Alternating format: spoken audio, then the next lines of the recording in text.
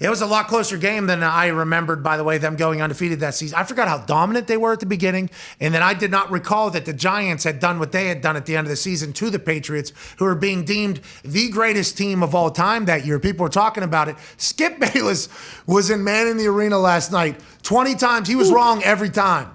I mean, he might have been the guy that made Tom Brady develop this Man in the Arena mantra, honestly. Like, the Man in the Arena, right, is the big quote about those motherfuckers that aren't in there have any idea what they're doing. The naysayers, the people that talk about you, the people that have never been in there, could never understand what you have to go through to get to this point. I don't know the exact quote, but that's kind of what it is. And Tom Brady has talked about it, I think, a couple times in his Man in the Arena. Oh, they're saying this, they're saying that. And then they're running clips of Skip Bayless wrong. I mean, a lot. Yeah. I was like, holy shit, this dude's been wrong a long time. I completely forgot about him in 2005, 2006, hitting homers in the hot take department, and just he was in there through the entire thing. It was awesome.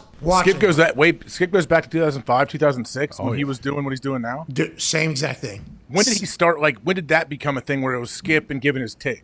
So I don't. Around then, I thought I don't know. It's like when that whole genre started, I guess. He was on Cold Pizza, I remember before, and then basically right after that, him and Stephen A. started the studio show.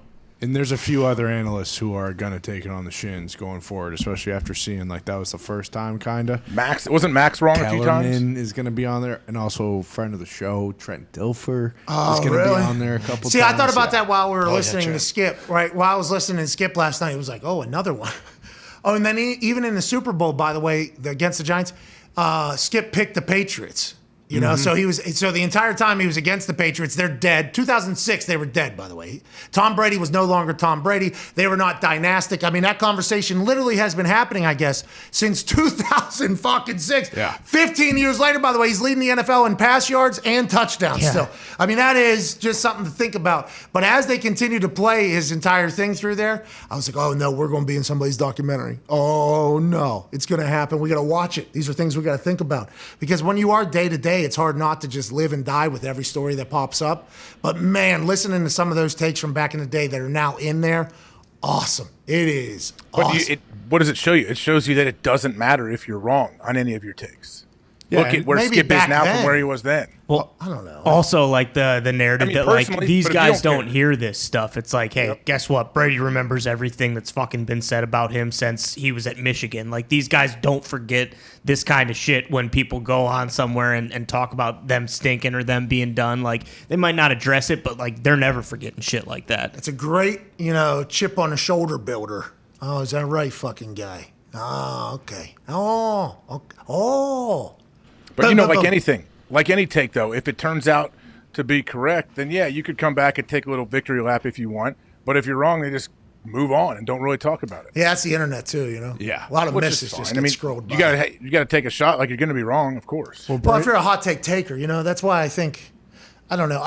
People said I've given some hot takes, and maybe in some condescending fashions I have about some sports. Like soccer, I mean, we're going to win. That's not a hot take. That's not a hot take. Yeah, I genuinely believe it. Okay, I want to let everybody know that. But those hot take takers, unless Skip, and it sounds like he was same exact voice, same exact delivery. I mean, it was unbelievable. The competitive stamina of Skip Bayless, by the way. Was Ernestine on there? I don't know who that is. It's his wife. He always tweets about Ernestine, his wife. Okay, I don't think Ernestine made it on. It was just when maybe in future. I like episodes. seeing behind the scenes. I like seeing Skip in his family life.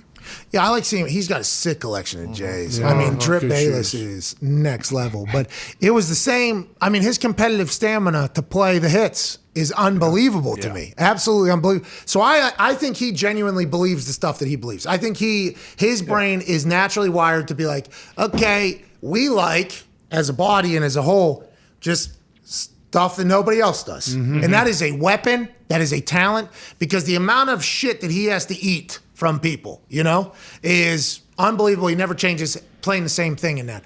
But the hot take stuff, I think, is kind of dying down, isn't it? I think so. I think so, yeah. But I would assume that those shows are still the most watched shows on those networks. Yeah, but those networks numbers, I mean, there's a scoreboard out here on the internet. I'm just saying it maybe, but that some people tweet stuff like Joe Brady to Sam Darnold is Drew Brees to Sean Payton.